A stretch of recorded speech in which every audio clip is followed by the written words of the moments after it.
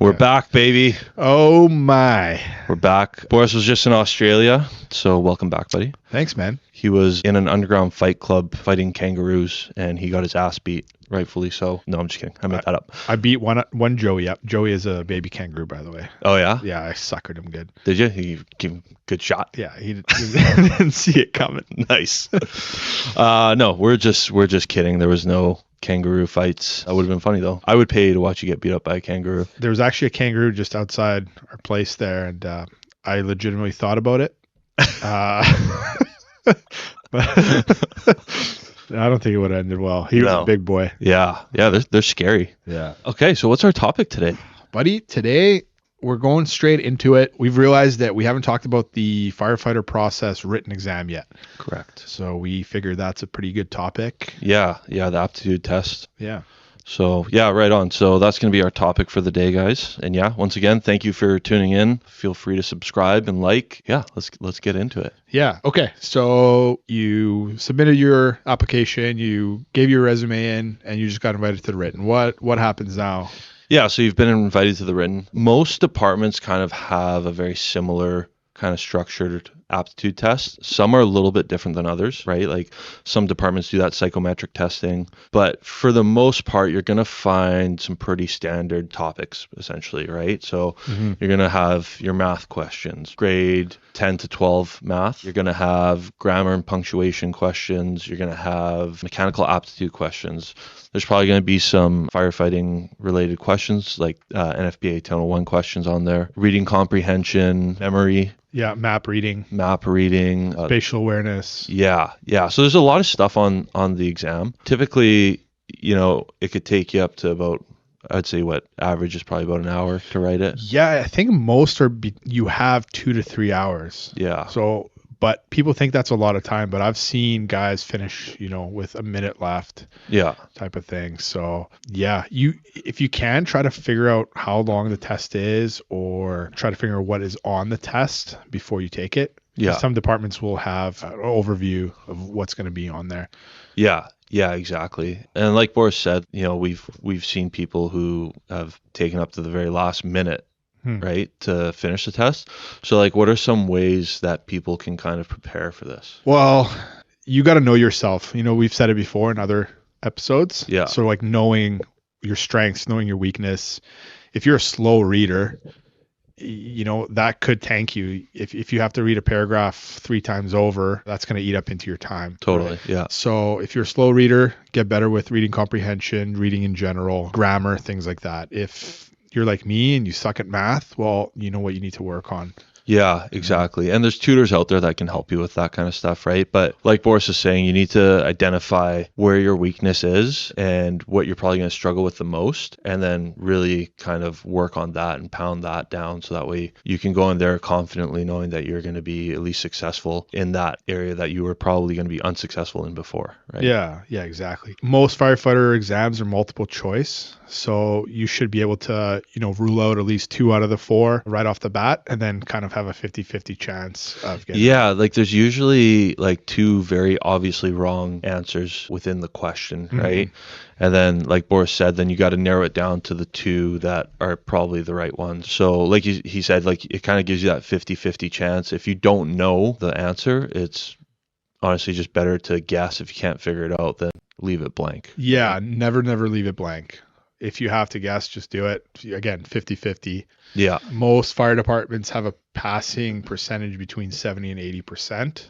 Okay. Yeah. So, that's pretty generous, I think. Yeah, for sure. It's pretty black and white. You either get the passing mark or you don't and you get cut. Yeah, it's right? not like an interview that's kind of subjective or more subjective. Yeah. Either you're in or out. Yeah, exactly. So what are some ways people can prepare for the test in, terms of showing up? What time do they show up? How do they dress? What do they bring with them? Yeah, that's a good question. How did it go for you? Obviously, you and I were in the same testing room. Yeah, there was a lot of people. Yeah, but we didn't know each other at that time. No. So no. did you show up in a suit? Yeah, three-piece suit. I brought a bottle of water with me. I also brought a couple of protein bars just for snacks and stuff like that because, like Boris said, you could potentially be in there for 2 hours, and then if you get hungry and your stomach's growling, like it kind of takes your focus away from the test, right? So See, having granola bars with you. yeah, it's good. yeah. You can keep your expired granola bars in your turnout gear.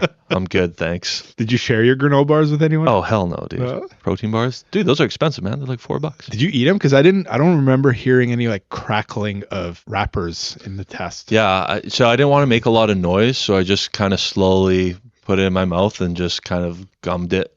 Oh yeah, like it's chewing tobacco. Yeah. Like I let the whole bar just dissolve. And they didn't say anything. They don't. Nope. No. Huh. No, it's totally fine. Like I recommend that people bring in granola bar, something that's simple, not going to make a lot of noise, that doesn't make a mess, right? Yeah. Just so, and also too, right? Like you're nervous and stuff like that. So if your blood sugar levels go down, like you're not going to really be able to think that clearly, right? Yeah. I'm just imagining. Why are you laughing at me? I'm imagining you with like a Costco-sized bag of chips, just just crunching on Doritos. Yeah. I did not do that. How long did it take you to do the test, you think? It was definitely over an hour. Yeah, for sure. It was probably longer than that because I think I finished it within an hour, and then I knew that I still had time, so I went back and kind of read over some of the questions that I was a little bit unsure of. Right. And then just made sure that, my answer made sense. Right. Okay. Right. So what's your weakness, you think? Oh, mine is definitely like grammar and spelling. I've noticed that, yes. Yeah, thanks. Thanks for pointing that out. Thanks for pointing out my insecurities about my IQ level. I'm surprisingly good at math, and I don't know why. See, I suck at math. So I think it was because I worked in a trade, right? Like plumbing, you do a lot of math. But yeah, like you want to show up looking professional, looking prepared, right? And like to the people listening, you're going to go to your aptitude test and have a look around because there's going to be one or two people there that show up in shorts and a t-shirt with a full beard. Yeah. It's not a good look, and recruiters are going to notice that. Yeah. Right? There's no specific dress code when you go to a exam. And like, I think recently I saw like a Phoenix Fire written exam online, and they had like an ad for it or whatever. And a lot of people were wearing hoodies. There was people with suits as well. Yeah. But it's just, if you have the choice, who looks more professional and who would you rather choose, right? It's just that mentality. Yeah. Who wants it more? Yeah. Right. Yeah. If you're dressed to impress and you get there a little bit early and you're prepared and you're, respectful, shake everyone's hand kind of thing. Like the recruiters are going to notice that, as opposed to somebody who just shows up in shorts and a t-shirt and, hasn't shaven in a week or whatever, right? Yeah, so, for sure. Even like they might even do like a little test, like, okay, like take your pencils out, even though they're going to give everybody a pencil just to see like who came prepared, who's got one. Yeah. And a lot of times they will specify what you should bring to, right? Like if they require you to bring a certain pencil, right? Pencil, eraser, that kind of stuff, they'll usually tell you in that email that you receive. One thing that you got to be careful with is like a smartwatch, because nowadays, obviously phones, you're not allowed to touch. That's a good point. Right? Yeah. So yeah, that's a really good point. Yeah, don't wear your smart watch. Turn your phone off. Like just put it on airplane mode. Yeah, I think even touching your phone in some tests is just an automatic disqualification. Yeah, it is. Yeah. That's actually a really good point. Yeah, so definitely be mindful of that, guys. Like your Apple Watch, don't wear it that day. Yeah, just get like a $20 Casio watch or something reliable that'll last you that one day at least. Yeah, exactly. What about after you've finished the written exam? I've heard people who, they stay around and they want to like help clean up and stuff like that. What's your opinion on that?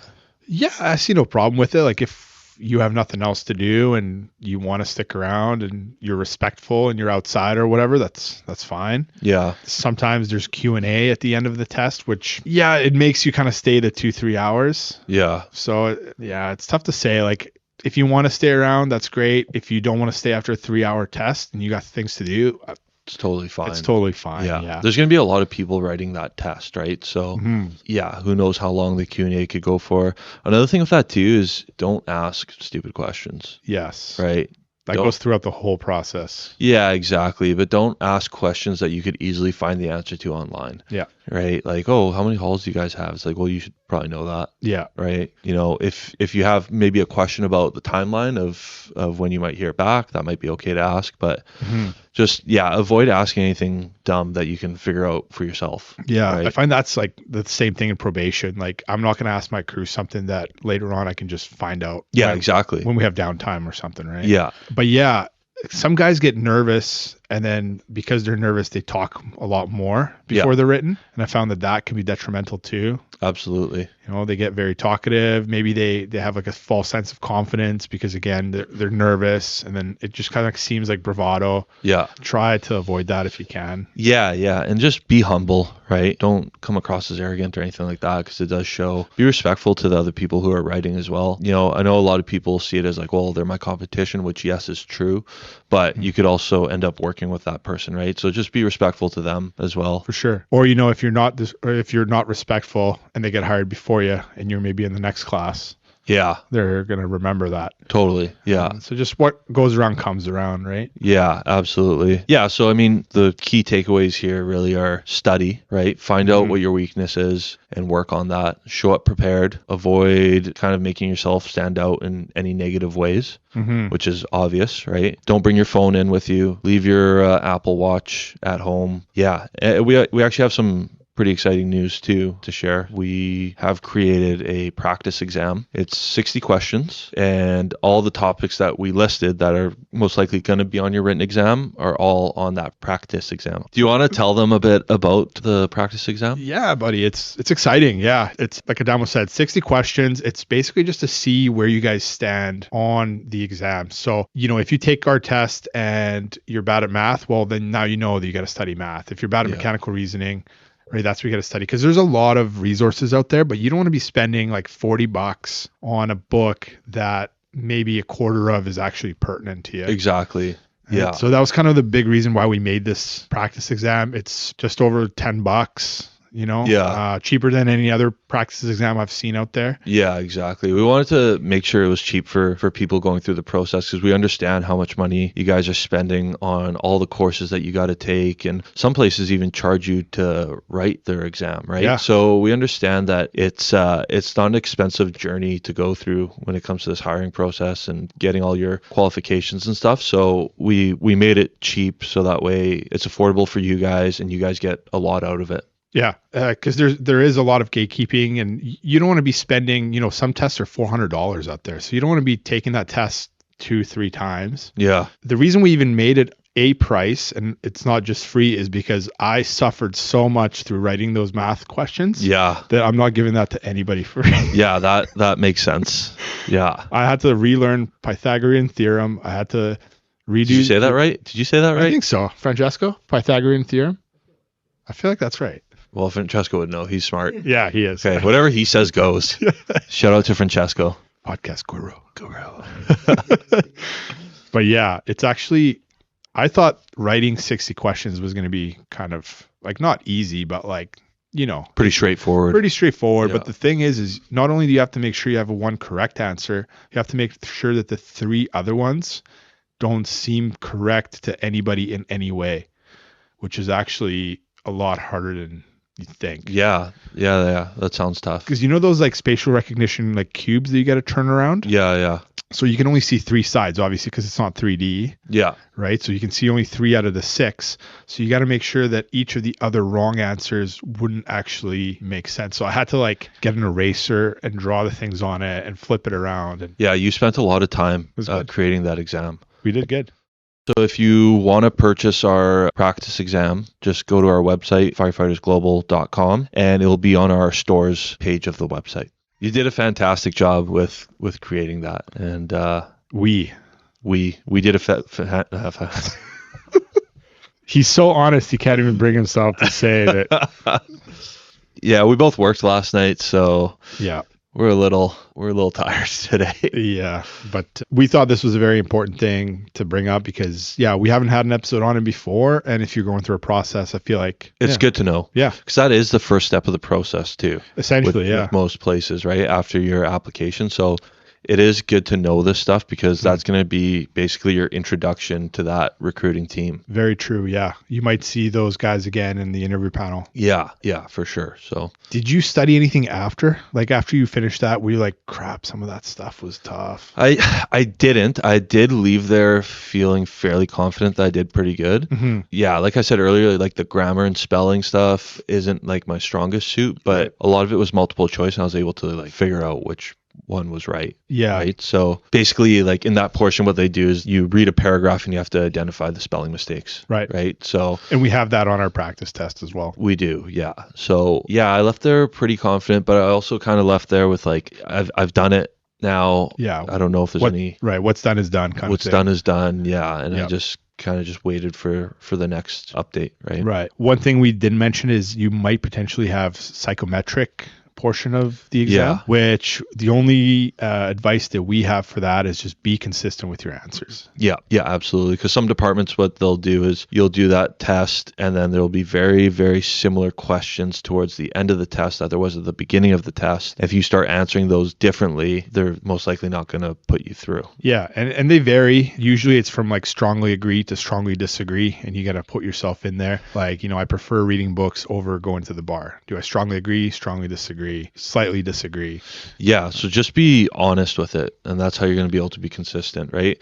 I feel like a lot of people with that psychometric test, they think too much about, well, I wonder how they want me to answer this. Yeah, it's kind of like they have that same mentality when they go into an interview panel. Yeah. They don't just be themselves and try to answer what they think, but what the recruiters want. Yeah. And that's never a good way to approach the process. No, exactly. They can see right through that, right? Yeah. So, hey, everyone, we just wanted to take a moment quickly to thank our sponsors. Our first sponsor is CanCon Construction. CanCon is located in Abbotsford, BC. CanCon specializes in heavy machinery for construction sites, such as backhoes, excavators, and so on. If you're looking to gain experience, or if you already have experience as an equipment operator and you're looking for a new place to work, we highly suggest CanCon Construction. They're one of the best in the business and they treat their employees like gold. So check them out. You can look at their website at canconconstruction.com. The next sponsor we'd like to thank is Strike Recovery and Performance. Strike is located in Burnaby, BC. They provide physio, chiropractor, and RMTs. I've been personally going to Strike for a few years now, so it's really awesome that they've decided to sponsor our podcast. I've gone to other chiros and physios before, and nothing compares to Strike. Their head chiropractor was actually a chiropractor for the UFC for quite a while, so they have a lot of experience dealing with professional athletes. And as firefighters, you have the potential of getting injured, and they're the people to go see. I saw like 2-3 snakes. Did you? Also, yeah. Had a Eastern brown snake that was like right next to the house. So nice. Yeah. Snakes kind of freak me out a little bit. Yeah, they're all slithery and gross. Yeah. It's the year of the snake. Did you know that? No, I didn't. Oh, you do now. Now I know. Yeah. Thank you. Happy Lunar New Year, everybody. Happy what? Happy Lunar New Year, everybody.